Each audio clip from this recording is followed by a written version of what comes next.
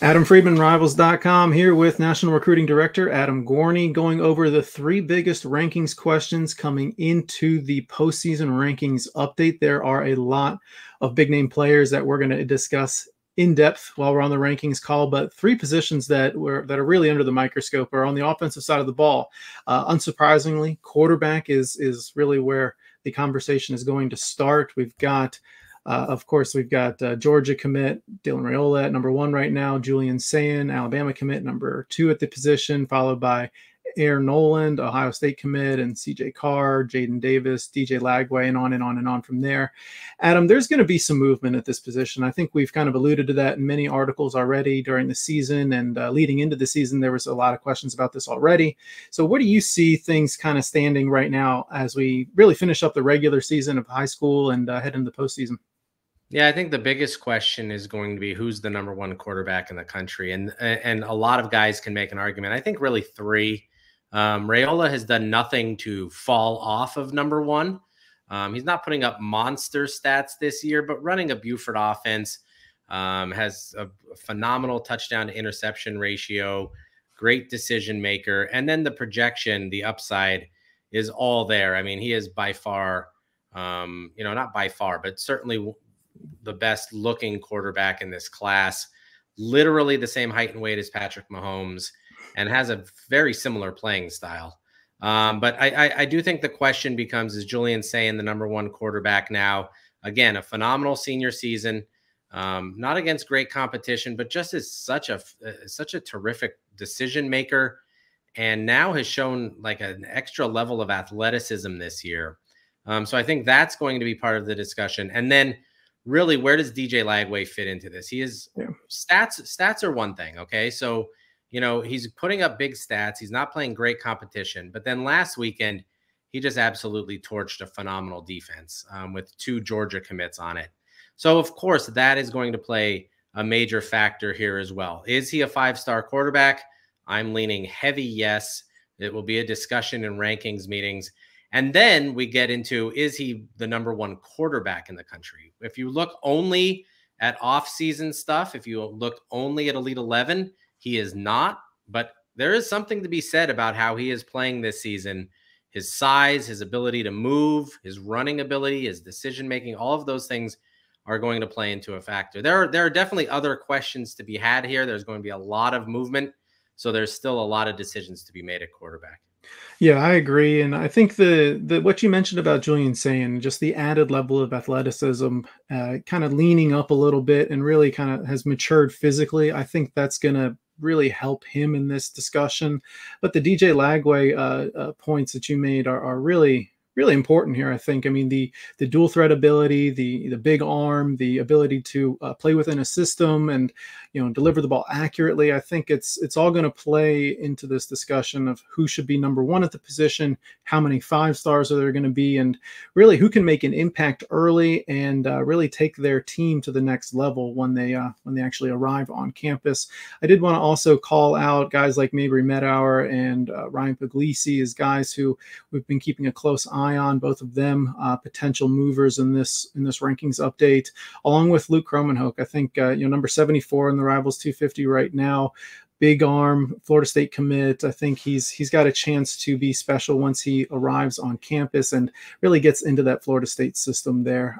But I want to move on to the next position. All these guys are going to be thrown to impressive receivers when they get to the next level, and that's where we're going with this discussion next. How many 5-star receivers are there going to be? Jeremiah Smith, one of the best players in the country, regardless of who you're looking at for that stuff. One of the best receivers that have come out of the South in many years. Micah Hudson, number 2 at receiver. Mike Matthews, number 3. Ryan Wingo, number 4 at receiver. Those are all the 5-star receivers right now, but there are a bunch of guys who could join these ranks. Cam Coleman is number 5, just outside 5-star range. There's Mylan Graham. There's Bryant Wesco. There's Nye Carr. There's guys like Cam Williams. Perry Thompson, the list goes on and on from there. I think there's going to be some movement here, guys moving out of 5-star probably, guys moving into 5-star rankings there. Where do you see some of these guys ending up, Adam? Yeah, I think the drama with Jeremiah Smith is there's no discussion there. I mean, the only discussion we're going to have with him is he the number 1 overall player in the country? He is that good and that special. I've said he's the best receiver in the high school ranks since Julio Jones. He might be better. I mean, he is just completely unstoppable. Everyone knows the ball is coming to him and nobody could do anything about it. He is a physical freak. I love him. I think he's phenomenal. And Ohio State is getting another special receiver there. Micah Hudson has had a phenomenal year. He's turned it up and looks great. After that, we get into some discussions. Mike Matthews is a very talented player. Is he a potential first-round football player? Those are the discussions we're having. Does he dominate college football, and is he a first-rounder? Those are the questions we're having here. Is Ryan Wingo? Is a similar question there. I still worry a little bit about his speed. But Cam Coleman is a guy that's going to be discussed heavily. Big numbers this year, very rangy, very tall. In the form of a really athletic Mike Evans at Texas A&M, if he sticks there, I think that is a guy that we have to talk about. Nye Carr is another one. Had been committed to Georgia, flipped to Miami, but again, a very special playmaker who can do it all over the field. So I think that's where we are right now. Mylan Graham is someone who I do want to see in the All-Star games, because at the Elite 11, he looked absolutely phenomenal, like $1 million. So he's going to be in the discussion.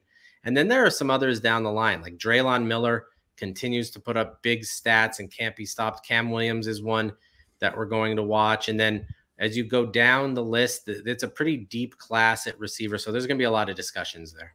Yeah, Perry Thompson too, speedy, big receiver, I think, who can, really kind of use his frame to make life difficult on those defensive backs. The Auburn commit, they're going to be throwing the ball around a lot down there. So there's a lot of big time players in this receiver class. But yeah, I think there is no discussion when it comes to number one at receiver. Jeremiah Smith, just hands down, I think one of the best receivers we've seen in a couple of years, and potentially number one overall recruit in the Rivals 250. Moving over to the offensive line, that's the next biggest discussion point for when it comes to rankings, the postseason rankings update. The offensive linemen have been moving all over the place in our rankings updates throughout this whole cycle. Right now, Jordan Seaton, number one offensive line prospect, he'll end up as a tackle before all is said and done. We had him listed as a guard early on just because of how his body had been developing. And, we saw him this season multiple times, and he just looks fantastic as a tackle prospect. And it wouldn't be surprising to see him as a 5-star prospect after this next rankings update. But there are a few others who I think could join him at 5-star, and some that could be moving from guard to tackle or tackle to guard even. But Adam, I know you've put this position under the microscope a few times in your columns. Which guys do you see moving up? Which guys do you want to discuss a lot when we're on the rankings calls? Yeah. I mean, we look at it all the time, and I still don't know if we know what we're seeing. I think this might have to be taken through the All-Star games to really get the best feel for who can handle speedy edge rushers, who can handle physical guys off the edge, who can put people on their backs, who could pancake guys, who can't, who can move, who can't. I'm very comfortable with Brandon Baker being our number one offensive tackle right now, but he is not a guy who's just going to plant people on the ground every rep. But he is incredibly athletic. And in today's game, I think maybe that even matters more. So that's going to be a discussion to be had. But Jordan Seaton is going to come over to tackle, it looks like. And right there, I think you have your discussion about who's number one there. Seaton can, position versatility is a great thing. He's played all over the place. He's physical and he can move. Baker is big. He's physical enough and far more athletic than probably anybody in this class. But then you have a guy, there are some guys down the line. Grant Bricks is one who I think down the road as potential first-round capabilities. He plays in tiny Logan, Iowa, not tested ever, but just completely dominates from a physical standpoint. So this is a position that I don't think is incredibly deep this year, but also isn't clear as to who's number one at the top. And it might not be determined even through this rankings in November. Yeah. This is the position I think we're going to learn a lot about during the All-Star season. Hopefully a lot of these guys continue to play through the All-Star season, but I'm looking forward to seeing more of Ian Moore, more of Gerby Lambert, more of Grant Bricks, more of DeAndre Carter even. You know, he doesn't look like a whole lot that to get excited about when you first see him, but man, he plays really well. He can play outside, he could play inside. Really like what he put on film this year.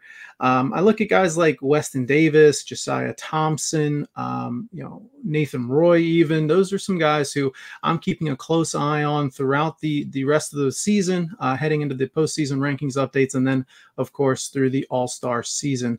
Adam, is there anybody else out there at the position you think might, you know, jump way up the rankings that are maybe a little bit further down, maybe like a Jonathan Daniels, perhaps?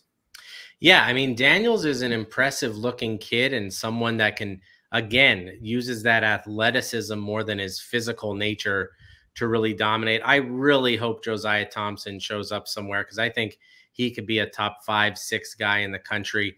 And then, like you said, DeAndre Carter is someone who, let's just say, has a guard body, to put it delicately. But Auburn has told him he can play outside or inside, and so is Texas. And I actually sort of believe them because for someone who weighs about 350, 360, after having a big lunch before game day, he can move. He can seriously bend and move in shockingly well for someone his size. So yeah, the quickness really stood out for me there. Just his quick feet off the line. I mean, it was awfully impressive to see him in person finally. But yeah, I mean, there are some big time players at this position. It is a deep group, I think, when all is said and done. It's just a matter of ordering this group, and you can go 15 to 20 deep at the offensive line class this year and be really happy with the group overall. So, Adam, this is great discussion. I'm looking forward to the rankings meetings heading into the postseason rankings update. We'll get into it right before Thanksgiving. Thanks very much, Adam. Thanks.